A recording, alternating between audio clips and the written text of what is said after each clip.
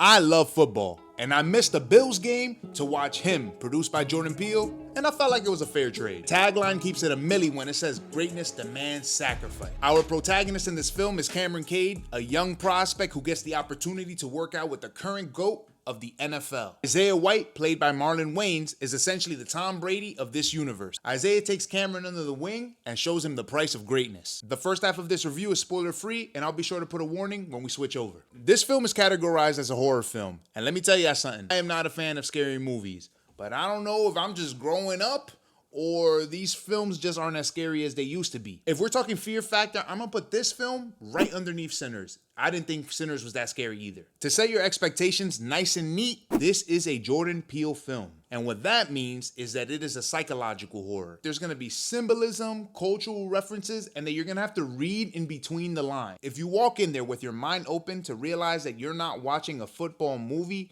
you're gonna be fine. But let's stay with football for a second. This film is not about getting into the end zone or catching a crazy pass. It is about what it takes to become the best at football. Pushing your limits, testing your mental fortitude, testing your resilience. The stakes in this movie are high and you never know what's gonna happen next. By far, the star of the film was Marlon Wayans as Isaiah White. These days, when I see big names in film, I think that they're gonna get a little scene here or maybe a cameo over there. Nah, Marlon Wayans was present in this film and he carried. You could tell he took this role extremely seriously, from his physical conditioning to how he popped out in every scene. And he even put his comedic elements all the way through, which I thought was fantastic. The vibe of the film was gritty. You could tell that came from the football elements of it, but it did have its shortcomings in the delivery, which I think worked against the film, because when you think about football, you think about a stadium and the grand level of football. But this film felt more on the ground than I thought it would be. Jordan Peele's last film, Nope, it's literally about an entity that is impacting an entire community of people.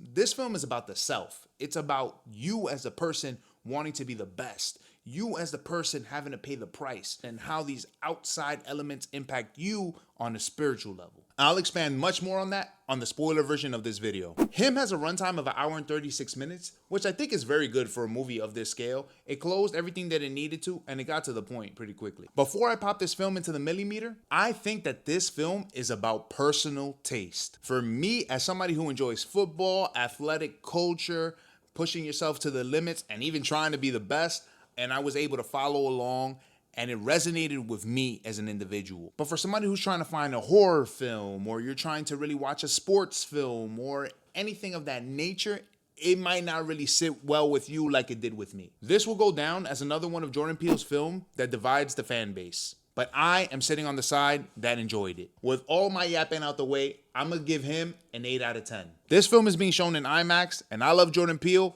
I like this movie, but I like Yeah too. I don't think it's worth IMAX money. The polarizing nature of the film and the cost of IMAX do not coincide.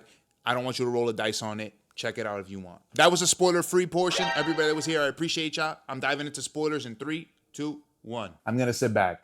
It's been a long day. I thoroughly enjoyed this movie, and I love football. So I went into this film to watch a football-ish movie. I'm gonna drop the spoiler right off the top. There is like no football in this movie. This movie is essentially a training montage to become the GOAT. As someone who loves anime and loves training arcs and pushing myself to whatever the next stage is gonna be, I was really able to relate with this film. I was able to see that you need sacrifice, that you need resilience, that you need all of these things. And Marlon Wayans did such a great job, like pushing it on you that you need to sacrifice. And I believe that the trailer, the one he's like, you know, when he's yelling at Tariq in the helmet, he's like, "What are you willing to sacrifice?" And he's like, "Everything." That was fire, bro. I love that. And this film makes him put his money where his mouth is. You're not getting this GOAT status easy. You're not just gonna walk into it.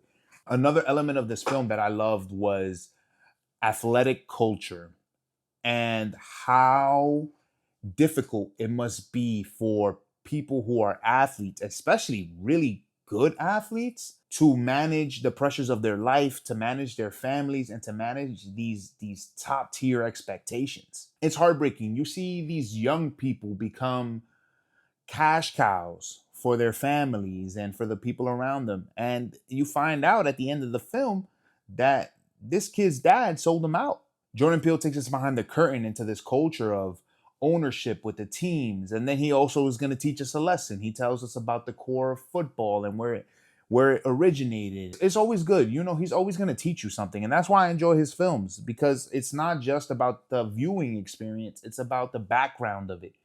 So the reason that this movie's so polarizing to people is because people don't want to learn. They just want to go in there and be entertained, which is cool. That's what we're paying money for. But I always enjoy his filming style. I enjoy how up to date it is, how fresh it feels, how modern it is. It's cool. Like when you're sitting in this film, you feel cool. Like, yeah, I feel like I'm the GOAT.